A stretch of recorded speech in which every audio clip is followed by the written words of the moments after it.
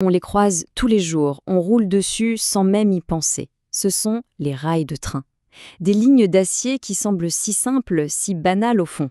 Et pourtant, derrière cette apparente simplicité se cache un univers de science, de force brute et de précision quasi chirurgicale. Voilà la question qui compte, parce qu'un train lancé à pleine vitesse, c'est une force de la nature, une énergie colossale. Et toute cette énergie, toute cette responsabilité, eh bien elle repose sur ces deux fines bandes de métal. Une seule faiblesse, une seule défaillance, et c'est la catastrophe. Alors comment on s'assure que ça n'arrive tout simplement jamais? La réponse, elle est là-dedans.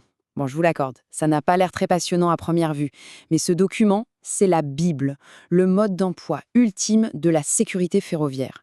Chaque page, chaque ligne, chaque chiffre, tout est là pour transformer un simple morceau d'acier en un gardien infaillible. Allez, on va plonger dedans pour voir ce qu'il a dans le ventre. Et tout commence dans le feu, littéralement. Le parcours d'un rail, ce n'est pas juste une fabrication, c'est une véritable métamorphose.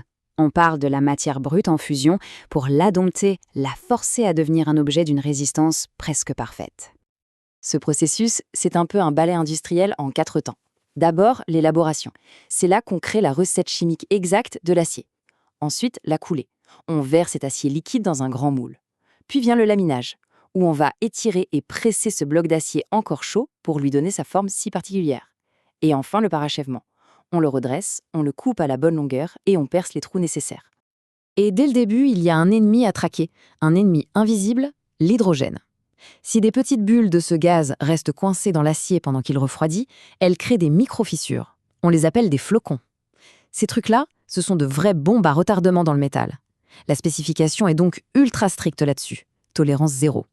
Un rail n'est donc jamais une pièce anonyme. Loin de là. Chaque mètre qui sort de l'usine possède sa propre carte d'identité, gravée directement dans l'acier. C'est son empreinte digitale, en quelque sorte. Sur le côté du rail, on trouve donc la marque de l'usine, l'année, la recette de l'acier. Mais ça va beaucoup, beaucoup plus loin. On y grave le numéro de la coulée d'acier d'où il vient et même sa position exacte dans cette coulée. C'est ce qu'on appelle la traçabilité absolue.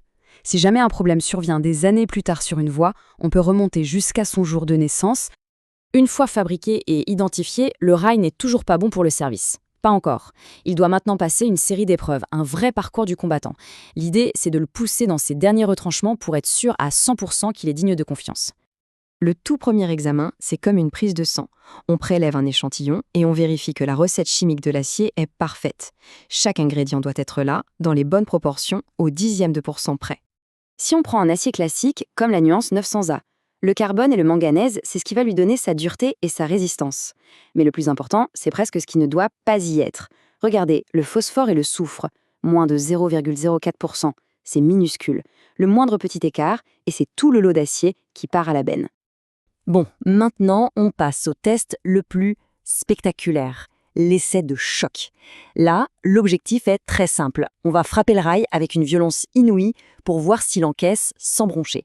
On simule le pire du pire. Le principe est d'une simplicité presque barbare. On prend une masse d'une tonne, on appelle ça un mouton, et on la laisse tomber de plusieurs mètres de haut sur un morceau de rail. Le résultat, c'est tout ou rien. Soit le rail résiste, soit il casse. La moindre petite fissure, et c'est terminé. Il n'y a pas de deuxième chance. Le test suivant est un peu plus subtil. On ne frappe plus le rail, on l'étire. Une machine tire sur un échantillon jusqu'à ce qu'il casse. Ça permet de mesurer deux choses. La force maximale qu'il peut supporter, bien sûr, mais aussi sa capacité à s'allonger un tout petit peu avant de rompre. C'est crucial, ça s'appelle la ductilité. Et cet échantillon, d'où est-ce qu'on le prend? Eh bien, on le découpe directement dans la partie la plus importante du rail, le champignon. C'est la surface supérieure, celle qui est en contact permanent avec les roues du train, celle qui subit le plus de contraintes.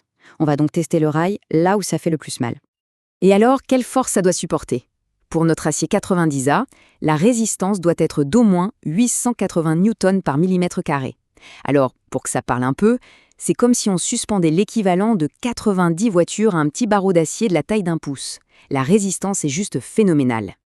Le rail a passé les tests chimiques, les tests mécaniques, mais il reste un dernier examen, et c'est peut-être le plus fascinant. Maintenant, on va regarder à l'intérieur même du métal, faire une sorte d'autopsie pour chasser les défauts invisibles à l'œil nu.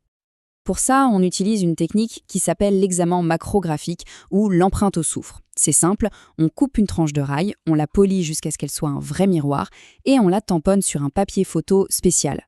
Le résultat, c'est une sorte de radiographie qui nous montre comment les différents éléments, et surtout les impuretés, sont répartis au cœur de l'acier. Et là, la différence saute aux yeux.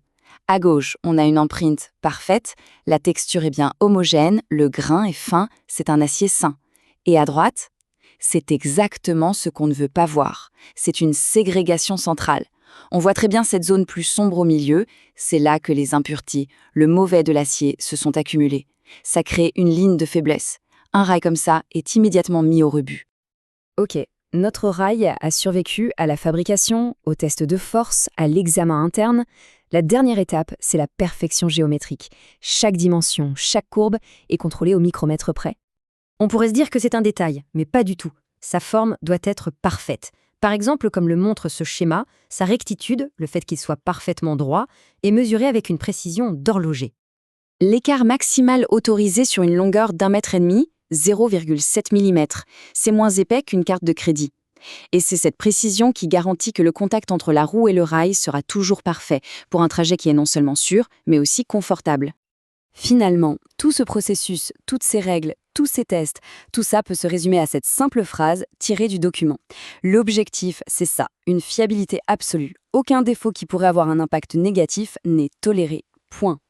Ce voyage au cœur du rail, ça nous montre que derrière l'objet le plus banal en apparence peut se cacher une complexité folle. Toute cette ingénierie, cette science des matériaux, ces contrôles ultra stricts, tout ça converge vers un seul et unique mot, la sécurité. Alors, la prochaine fois qu'on sera dans un train et qu'on entendra ce tac-tac si familier, peut-être qu'on aura une petite pensée pour cet humble héros d'acier.